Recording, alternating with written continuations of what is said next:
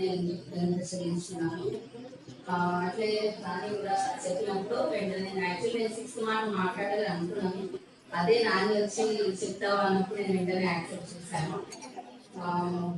First ఏమో అవుతుందో లేదో అనేసి నేను ఫస్ట్ చెప్పలేదు. కానీ నాని వచ్చి అడిగినప్పుడు నేను యాక్సెప్ట్ చేసి ఈ దేవుడు నాకు ఇచ్చిన అవకాశాన్ని ఉపయోగించుకోవాలి అనేసి నేను ఉపయోగించుకున్నాను.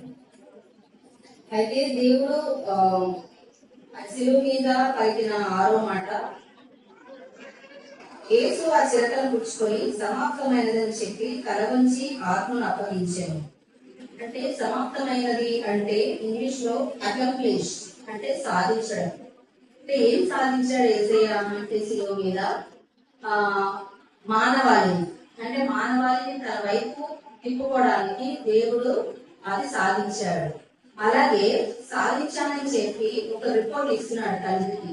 ఆయన అప్పగించిన పనిని నువ్వు అప్పగించిన పని నేను చేసేసాను సంపూర్తిగా అని చెప్పి రిపోర్ట్ ఇస్తున్నాడు. చాలా మటుకి మనకి ఎప్పుడైనా ఎవరైనా వర్క్ ఇచ్చినప్పుడు మనం చేసి యూజువల్లీ మనకి అలవాటు ఉండదు. నేను చేసానని కానీ ఆపే అయింది చేయలేదు అని ఆ నేచర్ ఉండదు మనకి యూజువల్లీ. బట్ ఇక్కడ మనం వేసే చూసి నేర్చుకోవచ్చు. ఏంటంటే ఎవరైనా అప్పచెప్పినప్పుడు మనం ఎంతవరకు చేశాము అనేది మనము అప్పచెప్పినప్పుడు మనకి కావాల్సిన సహాయం వస్తుంది. చేయలేదు అన్నప్పుడు. అంటే మా డాడీ కూడా ఏదైనా వర్క్ ఇచ్చినప్పుడు మమ్మల్ని కంపల్సరీ దాని మీద రిపోర్ట్ అడిగేవాళ్ళు అనమాట. అది చేయలేకపోతే కూడా నాకు చెప్పాలి అని అనేవారు. సో అది నేను ఇప్పుడు ఆఫీస్ లో నేను అది యూజ్ చేసినప్పుడు నాకు చాలా హెల్ప్ అవుతుంది అది. సో అలాగా దేవుడు కూడా తండ్రి అయిన దేవుడికి రిపోర్ట్ ఇస్తామన్నమాట. నువ్వు అప్పగించిన పని నేను సంపూర్తిగా చేశాను, అలాగే సాధించాను అనేసి దేవుడు చెప్తున్నాడు. అలాగే శిలువ మీద ఉండి ఈ మాట చెప్పడం చాలా కష్టం. మీ అందరూ ఆల్రెడీ ఎక్స్ప్లెయిన్ చేశారు. ఎందుకంటే ఆ నొప్పిని అనుభవించుకుంటా ఒకటి సాధించడం అనేది, అలాగే వాళ్ళందరినీ క్షమించమని చెప్పడము, నొప్పిని అనుభవించుకుంటా ఇవన్నీ చేసుకుంటా అయినా కానీ నేను అనుకున్న పని నేను సాధించానని చెప్పడం చాలా కష్టం. కానీ అయినా కానీ దేవుడు అది టాస్క్ ఓరియంటెడ్ గా ఉన్నారు. అంటే ఎక్కడ కూడా డీవియేషన్ లేదు. అదే మనం అయితే ఏదైనా వర్క్ ఉంటే ఆఫ్ చేసి ఈ లోకంలో ఏదైనా వర్క్ ఏదైనా వచ్చినప్పుడు మనం చాలా మటుకు మనం టాస్క్ ఓరియంటెడ్ గా ఉండలేకపోతున్నాము. కానీ దేవుడు మాత్రం ఏ పని మీద అయితే లోకానికి వచ్చాడో అది సంపూర్తిగా చేసి దేవుడు సమాప్తమైనది అని శిలువ మీద చెప్తున్నారు. అట్లే ఇప్పుడు మనం దేవుడు సాధించాడు ఏంటి అంటే అంతకుముందు వాళ్ళు చాలా ఫెస్టివల్స్ చేసేవారు. అంటే ఇప్పుడు దేవుడు ఇప్పుడు మనం ఇవన్నీ చేసే అవసరం లేదు. ఏంటంటే ఫెస్టివల్స్ చేసే అవసరం లేదు. ఏంటి అంటే అది ఒకటి ఎక్స్ప్లెయిన్ చేస్తాను. నెక్స్ట్ యాజకత్వం. ఇప్పుడు యాజకత్వం అనేది ఏం లేదు, అది అవసరం లేదు. అలాగే బలులు అర్పించాల్సిన అవసరం లేదు. అలాగే ఇప్పుడు మనకి కర్టెన్ అడ్డుగా ఏమీ లేదు ఇప్పుడు దేవుడికి మనకి. అలాగే ధర్మశాస్త్రం ఇప్పుడు మనం పాటించాల్సిన అవసరం లేదు. అలాగే రిచువల్స్ హ్యాబిట్స్ అంటే మన అలవాట్లు లేదంటే ఆచారాలు అవి చేసే అవసరం లేదు. అలాగే యాజకుడి వస్త్రం వేసుకుని ఇప్పుడు బలులు అర్పించాల్సిన అవసరం లేదు. ఇవన్నీ అవసరం లేదు. ఎందుకు అంటే అంతకుముందు వాళ్ళ ఫెస్టివల్స్ ఏమేమి చేసుకునేవారంటే పస్కా పండుగ, అలాగే పులియర్ రొట్టెల పండుగ, అలాగే హార్వెస్ట్ కొత్త ఫస్ట్ పంట యాజకునికి ఇచ్చి పంట రాగానే చేతికి వాళ్ళు వచ్చి ఆయనకి ఇచ్చి దేవుడికి సమర్పించేవారు. అలాగే 7 వారాల పండుగ. అదే 7 వారాల పండుగలో మనకి ఎంత అయితే దేవుడు ఈ చేతన ఎంత అయితే అంత దేవుడికి వచ్చి అర్పించాలి. అలాగే నేను ఆశీర్వదించిన కొలది నువ్వు ఎప్పటికప్పుడు ఇంకా ఇస్తా ఉండాలి అని అప్పుడు ఆచారం ఉండేది. అలాగే శృంగజని సంఘంగా కూడి వీళ్ళు బూరలు ఊది వాళ్ళు ఎప్పటికప్పుడు వచ్చి వాళ్ళ పాపాన్ని అక్కడ క్షమించమని అడగడానికి వాళ్ళు వచ్చేవాళ్ళు అనమాట. అందుకే ఇవన్నీ ఆచారాలు చేసేవాళ్ళు అప్పట్లో. కానీ వాళ్ళ హృదయంలో ఏ మార్పు లేదు. ఓన్లీ ఒక కష్టం. ఈ వారం నెక్స్ట్ వీక్ ఈ వారం చేసేమో సో వచ్చి సమర్పించాలి. సో యాజకులు కూడా ఏం అలవాటు అయిపోయిందంటే ఓకే మీరు నెక్స్ట్ వీక్ అంతకుముందు వచ్చిన లాస్ట్ వీక్ పాపమేనా ఓకే చలో సమర్పించు లేదంటే బలి అర్పించు అని అది అలవాటు అయిపోయింది తప్ప అంతేగాని వాళ్ళలో మార్మన్స్ కానీ గిల్ట్ ఫీలింగ్ కానీ పాపం చేయొద్దు అనే ఒక ఫీలింగ్ కానీ లేదన్నమాట. ఓన్లీ ఆచరణ ఉండేది. అలాగే రిపెంటెన్స్ పశ్చాత్తాప దినం కూడా ఉండేది, కానీ నిజమైన పశ్చాత్తాపం లేదని మనం చూస్తున్నాము. అలాగే డే ఆఫ్ అటోన్మెంట్, అది పశ్చాత్తాప దినము. వాళ్ళు ఇయర్లీ వన్స్ అట్లా మళ్ళీ ఇయర్లీ వన్స్ ఎవ్రీ టైం ఇచ్చేవాళ్ళు, మళ్ళీ ఇయర్లీ వన్స్ కుటుంబంగా పిల్లలు చేసిన పాపానికి అట్లా వాళ్ళు ఫెస్టివల్స్ అన్ని చేస్తూ ఉండేవాళ్ళు అనమాట. ఇప్పుడు అవన్నీ ఆచరించాల్సిన అవసరం లేదు, ఎందుకంటే యేసు ప్రభు అవన్నీ ఇప్పుడు తన సిలువలో అవన్నీ నెరవేర్చాడు. నెక్స్ట్ యాజకత్వం. ఇప్పుడు అది ఆ టెంపరీ యాజకత్వం అనేది దేవుడి ద్వారా అది నెరవేర్పడింది. అంటే ఈ యాజకత్వం ఓన్లీ లేవి వంశస్థులే జరిగించాలి. వాళ్ళు ఏమేం చేసేవారంటే దేవుని వాక్యాన్ని బోధించేవారు, అలాగే ఆశీర్వదించి ప్రజల్ని వాళ్ళని కాపాడు, వాళ్ళని కరుణించు అని వాళ్ళు దేవుణ్ణి అడిగేవాళ్ళు అంటారు. వాళ్ళ బిహాఫ్ లో వీళ్ళు వచ్చి ప్రార్థన చేసేవారు. అలాగే అదంతా యేసుక్రీస్తు ప్రభు నెరవేర్చాడు. నెక్స్ట్ బలులు. ఇప్పుడు మనం అర్పిస్తున్న ఆ బలులు, ఏదైనా బలులు మనం ఏం అర్పించట్లేదు, ఎందుకంటే దేవుడు తనే బలి అయిపోయాడు మన కోసం. అయితే ఏంటంటే అది బర్న్ ఆఫరింగ్, హోల్ యానిమల్, ఇవన్నీ లేవియా కాండము నిర్గమా కాండంలో ఉన్నాయి. రెఫరెన్సెస్ నేను చూపించట్లేదు, ఎందుకంటే చాలా రెఫరెన్సెస్ ఉన్నాయి. అలాగే ధాన్యాలు పండినప్పుడు గోధుమ పిండి, ఆయిల్ అవన్నీ తీసుకొచ్చి వాళ్ళు సమర్పించేవారు అనమాట. అలాగే సమాధాన బలి, మళ్ళీ పొరపాటున చేసేనేమో అనే ఫీలింగ్ తో బలి, మళ్ళీ అపరాధ బలి, మళ్ళీ ఇవన్నీ ఇయర్లీ సమర్పించేవారు. అలాగే పాపం చేసినప్పుడల్లా వచ్చి వాళ్ళు సమర్పిస్తూ ఉండేవారు. ఇవన్నీ రొటీన్ కల్చర్ అయిపోయింది అంతే తప్ప వాళ్ళు అదేమి మనస్ఫూర్తిగా చేసిందే లేదు. అలాగే నెక్స్ట్ ఏంటంటే దేవుడు చనిపోయినప్పుడు తెర చిరిగిపోయింది. అంటే అది మామూలుగా అయితే దేవుని కార్యం అది, ఎందుకంటే నార్మల్ గా కర్టెన్ నార్మల్ గా అదేం చిరిగిపోదు.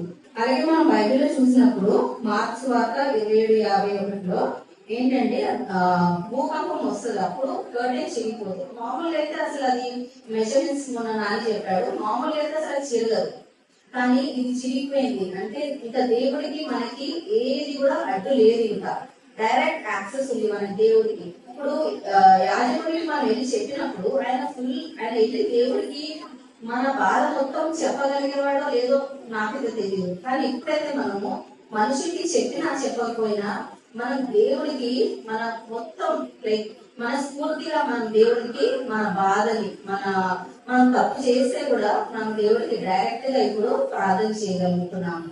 అప్పుడైతే వాళ్ళకి ఆపర్చునిటీ లేదు, వాళ్ళు వచ్చి సమర్పించి ఇంకా అంతే చేతులు కట్టుకుని వెళ్ళిపోయారు. మళ్ళా నెక్స్ట్ వీక్ మళ్ళీ కనిపించేవారు. అంటే ఎప్పుడు కూడా వాళ్ళు చేంజ్ రాలేదు, ఎన్ని సమర్పించినా కానీ. అలాగే ఇప్పుడు దేవుడితో మనకి రిలేషన్షిప్ డైరెక్ట్ గా ఉంది, ఎవరు కూడా మధ్యలో మనకి లేదు. నెక్స్ట్ ధర్మశాస్త్రము. అయితే ధర్మశాస్త్రము, మోషే ధర్మశాస్త్రము, అలాగే ఇప్పుడు జీసస్ క్రైస్ట్ డిఫరెన్సెస్ చెప్తాను. ఏంటంటే అప్పుడు ధర్మశాస్త్రము పలకల మీద ఉంది, ఇప్పుడు మన హృదయాల్లో ఉంది ధర్మశాస్త్రం.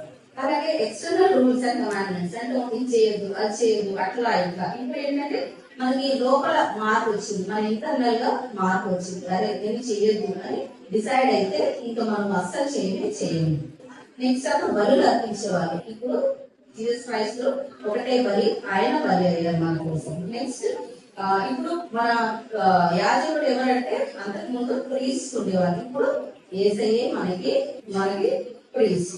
నెక్స్ట్ అప్పుడు టెంపరరీ యాక్సెస్, అంటే మనం అసలు లోపల కూడా ఎంటర్ కావడానికి వీలే లేదు. ఇప్పుడు మనం డైరెక్ట్ లోపలికి వచ్చి మనం దేవుణ్ణి ఆరాధిస్తున్నాము, స్తుతిస్తున్నాము. అలాగే క్షమాపణ అనేది సూపర్ఫిషియల్, అంట పైన అన్నమాట. కానీ ఇప్పుడు కంప్లీట్ ఫర్గివ్, మనకి క్షమాపణ దొరుకుతుంది. దేవుడు ఒకసారి శిలువ మీద దొంగని దేవుడు ఏం చేశాడు, ఇమీడియట్ గా అరే నువ్వు ఎన్ని రోజులు వాక్యం విన్నావు, అసలు ఏం తెలుసు నీకు అని అట్లా ఆయన ఏం అనలేదు. సో ఇమీడియట్ గా దేవుడిని అడిగినప్పుడు ఇమీడియట్ గా వెంటనే క్షమాపణ దొరికింది. అలాగే యాజకుని వస్త్రము ఇప్పుడు అవసరం లేదు. ఈ యాజకుని వస్త్రం ఏంటంటే ఇది ఆ వస్త్రం వేసుకుని ఆయన లోపలికి వెళ్ళి దేవునికి మొరపెట్టినప్పుడు ఆ దాని మీద 12 స్టోన్స్ ఉన్నాయన్నమాట. అవి చాలా ప్రెషర్ స్టోన్స్. ఆ ప్రెషర్ స్టోన్స్ మీద ఒక్కొక్క ట్రైబ్ అంటే యోసేపు నా 12 మంది పిల్లలు ఒక్కొక్కటి ఉండేది, ఒక్కొక్క దాని మీద పెట్టి ప్రార్థన చేసినప్పుడు వాళ్ళందరి గురించి ప్రార్థన చేసినప్పుడు అదొక ఇండికేషన్ అన్నమాట. అట్లయితే అలా ప్రార్థన చేసేవాళ్ళు. ఇప్పుడు యాజకుని వస్త్రము ఇప్పుడు అది లేదు. అయితే ఆ